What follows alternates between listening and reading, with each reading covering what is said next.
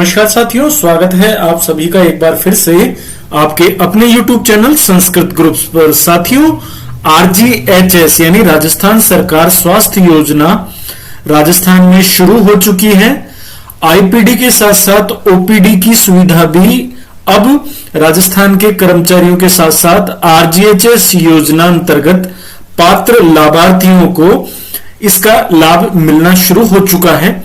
बहुत से मेरे साथियों ने इसका लाभ ले भी लिया है, लेकिन कई मेरे साथियों के RGHS से रिलेटेड बनाए गए वीडियोस पर कमेंट्स आए हैं कि RGHS का आखिर लाभ कैसे लिया जाएगा और इमरजेंसी में RGHS का लाभ कैसे लिया जाए, कैसे इलाज करा जाए।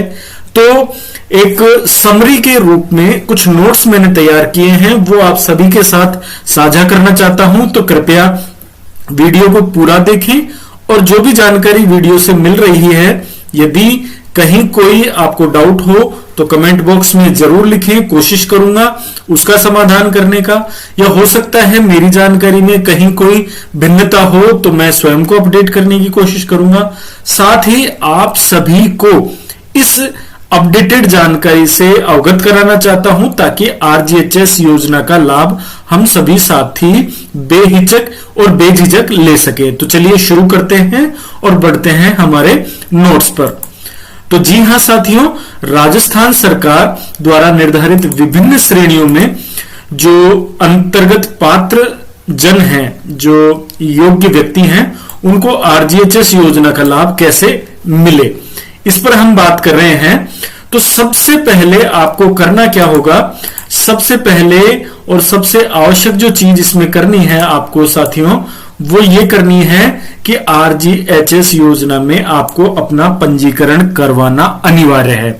बिना पंजीकरण के आपको RGHS योजना का लाभ नहीं मिलेगा, चाहे आप GPF के कर्मचारी हैं, चाहे आप NPS के कर्मचारी हैं। पंजीकरण तो सभी को अनिवार्य रूप से करवाना है, चाहे वो पेंशनर्स हों।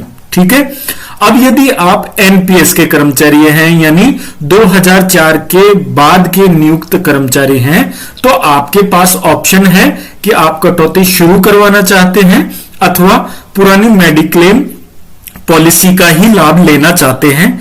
तो यदि आप लाभ लेना चाहते हैं पुरानी पॉलिसी का, तो आपको RGHS का लाभ नहीं मिलेगा। और यदि आप RGHS का लाभ लेना चाहते हैं और कटौती आपने शुरू करवा दी है, तो अब आप अपने RGHS कार्ड पर जाकर के और अपना जो बैलेंस है उसको लिमिट को आप ट्रैक कर सकते हैं। उसके लिए मैंने वीडियो अपलोड किया है, आई बटन में आप उसका लिंक भी देख पा रहे होंगे।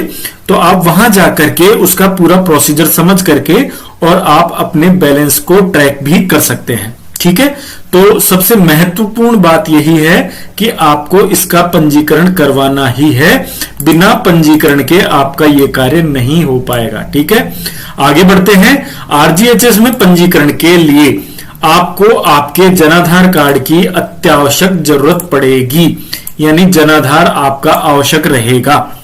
और जनाधार में भी मैं आपको बताना चाहूंगा कि आपका जो स्वयं का नाम है, ठीक है, या परिवारजन की अद्यतन जानकारी, जो भी उनकी डेट ऑफ बर्थ है, मोबाइल नंबर है, या बैंक खाता है, या जो भी चीजें हैं, डेट ऑफ बर्थ है, सरनेम है, नेम में कोई स्पेस का अंतर है, तो ये सभी चीजें आपके जनाधार कार्ड में अपडेट होनी चाहिए। आपको ये सभी अपडेट करवा लेना है।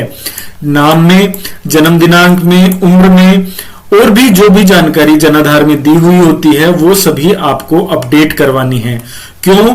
क्योंकि इसमें जो महत्वपूर्ण बात है वो ये है साथियों कि आपको जो आपका ये जनाधार कार्ड है, इसमें RGHS योजना अंतर्गत बढ़ने वाले कार्ड में सभी जानकारी जो है वो जनाधार कार्ड से ही ली जाती है। यानी जो भी डेटा है आपका वो जनाधार कार्ड से ही ट्रैक होगा।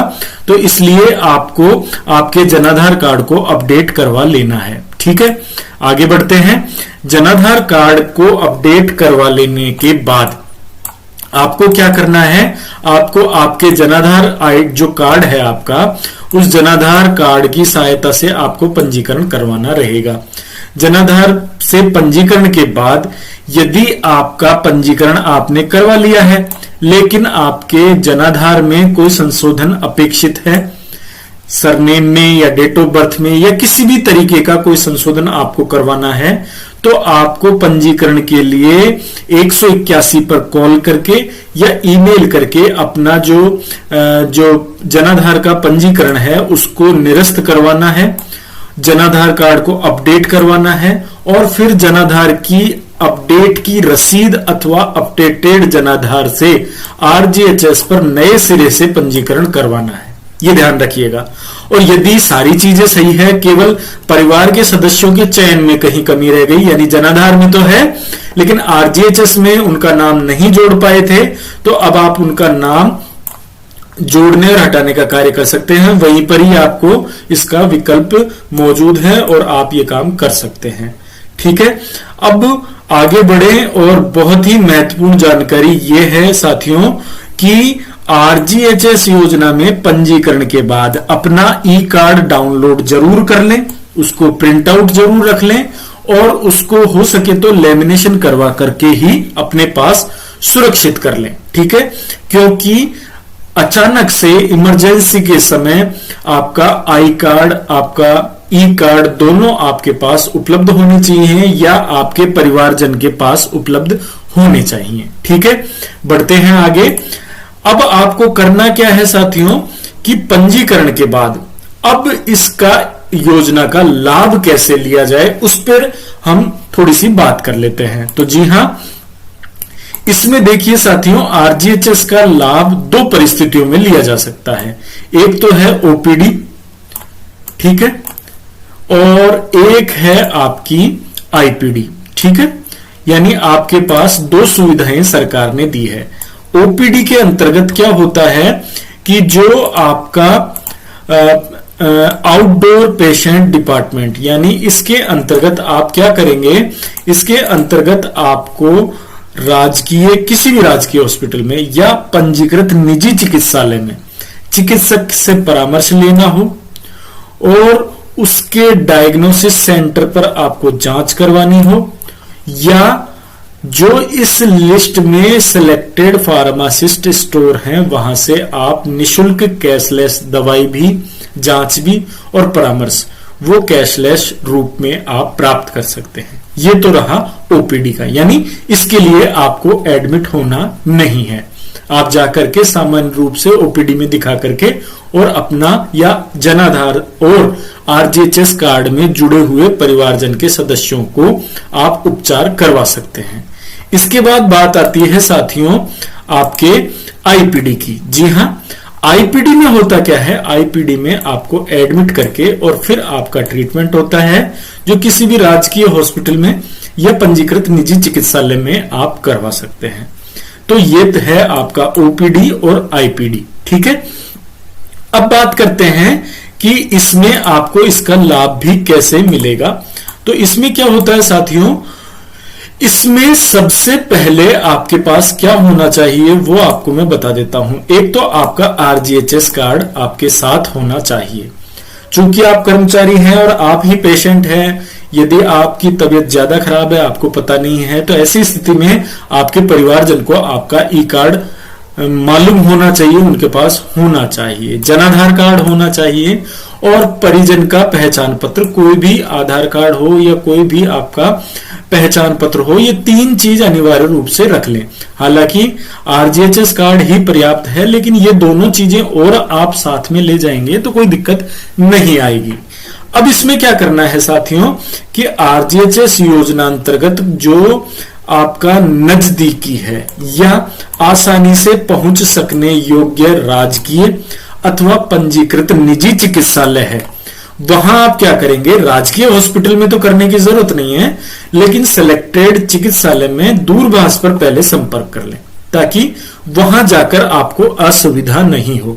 अब असुविधा क्यों हो रही है, क्योंकि कुछ चिकित्सालयों का नाम लिस्ट में दिखाया जा रहा है, लेकिन फील्ड में जब मेरे वीडियोज लोगों तक पहुंचे तो उन्होंने कमेंट बॉक्स में बताया या चर्चाओं में ये मुझे सुनने को मिला है कि अभी अधिकांश हॉस्पिटल आरजीएचएस में इलाज नहीं कर रहे हैं।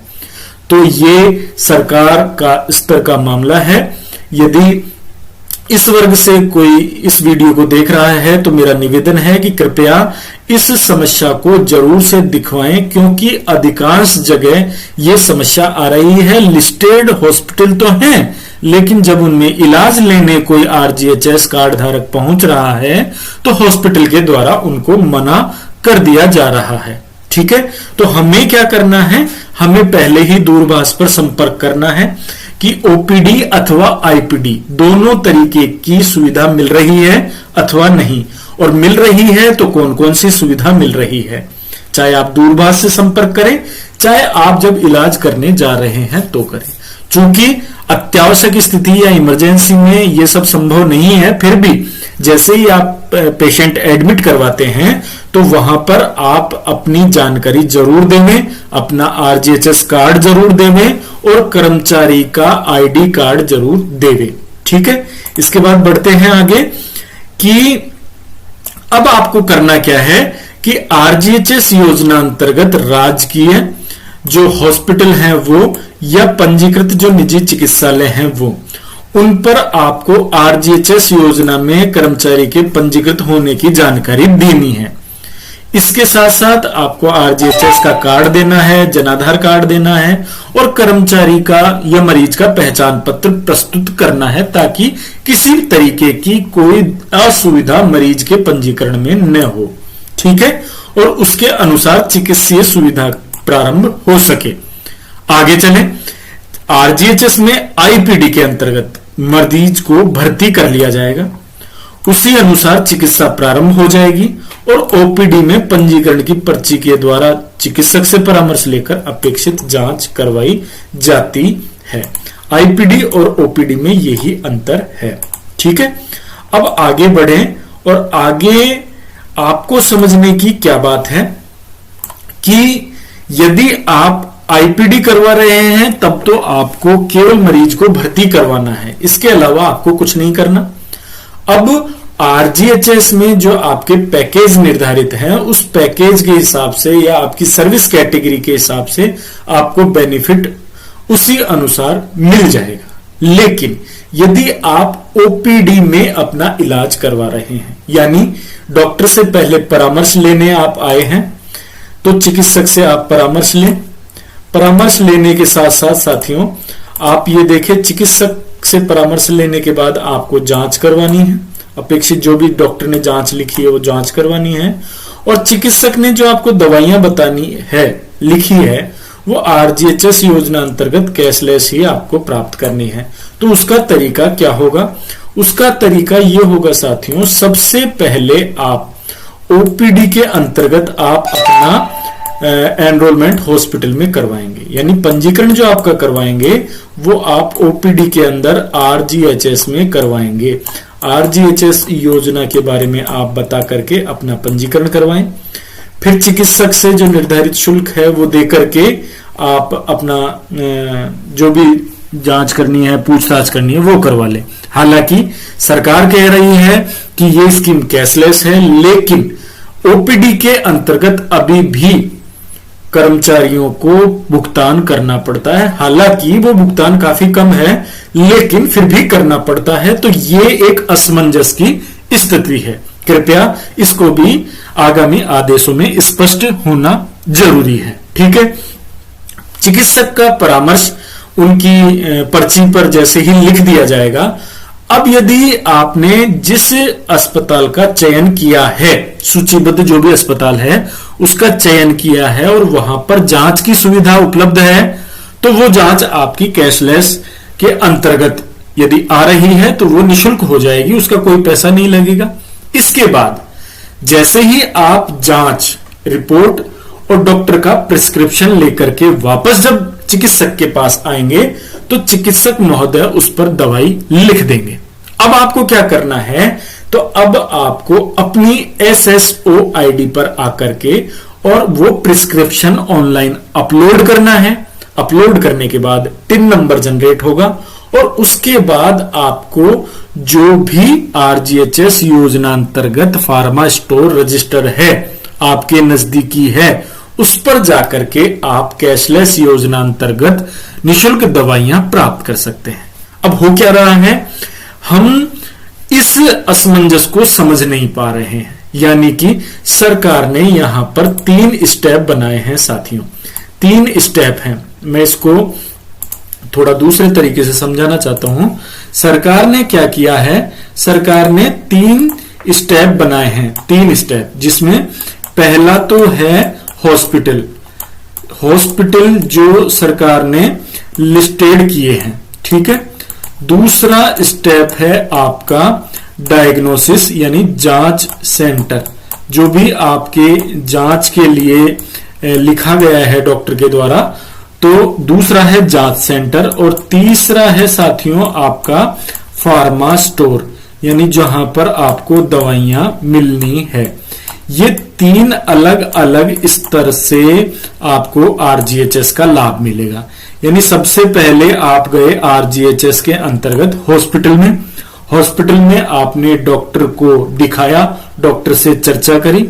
फिर आप जाएंगे आरजीएचएस योजना अंतर्गत पंजीकृत चिकित्सालय में ही, यदि जांच की सुविधा है तो जांच के लिए जाएंगे। वहां यदि जांच उपलब्ध होगी तो आपकी निशुल्क जांच करवा दी जाएगी, नहीं तो आपको बाहर सशुल्क यानी पैसे देकर जांच करवानी पड़ेगी, क्योंकि हॉस्पिटल में वो जांच उपलब्ध नहीं है अभी। चूंकि आरजीएचएस योजना अभी शुरुआती चरण में है, जल्द ही इसमें डायग्नोसिस सेंटर भी जोड़ दिए जाएंगे, ठीक है। फिर आगे बढ़े, जैसे ही आपने जांच करवा ली, जैसे ही आपने डॉक्टर से सलाह ले ली, ये सब करने के बाद आपको डिस्क्रिप्शन आपका अपलोड करना है। उसके बाद आपको टिन नंबर जनरेट करके, और जो लिस्टेड फार्मा स्टोर हैं, सहकारी दवाई स्टोर हैं, उन पर जाकर के अपनी दवाइयां जो उस डॉक्टर के द्वारा आपको बताई है, वो आपको दवाइयां निशुल्क प्राप्त कर लेनी है। ये सारी की सारी सुविधा आपकी कैशलेस हो जाएगी। लेकिन यदि आपने इसमें से किसी भी चैनल को क्रॉस किया तो वहीं आपको पैसे का भुगतान करना पड़ेगा। यानी कि यदि आप लिस्टेड हॉस्पिटल में नहीं जाते हैं तो आपको पैसा देना पड़ेगा। यदि आप जो निर्धारित जांच सेंटर है वहां नहीं जाते हैं तो पैसा देना पड़ेगा। और यदि निर्धारित आपको जो दवा स्टोर बताया गया है वहां नहीं जाते हैं तो भी आपको पैसा देना पड़ेगा। यानी ये सब तो हो गया आपका कैश का काम। और यदि आप चिन्हित हॉस्पिटल में जाते हैं, लिस्टेड हॉस्पिटल में जाते हैं, लिस्टेड डायग्नोसिस सेंटर पर जाते हैं और लिस्टेड दवाई सेंटर पर जाते हैं, तो आपको सारा का सारा कैशलेस मिल जाएगा। तो ये था तरीका आरजीएचएस का लाभ लेने का। फिर भी यदि कोई शंका हो, फिर भी कोई यदि भिन्नता हो, तो आप कमेंट बॉक्स में जरूर लिखें। कोशिश करूंगा आपकी समस्या का समाधान करने का, या हो सकता है आपके द्वारा दी गई जानकारी मेरे लिए लाभदायक हो। ठीक है साथियों, धन्यवाद। चलते चलते आप सभी से पुनः निवेदन, यदि आपने चैनल को सब्सक्राइब नहीं किया है तो कृपया चैनल को सब्सक्राइब जरूर कर लें। ठीक है, बहुत बहुत धन्यवाद।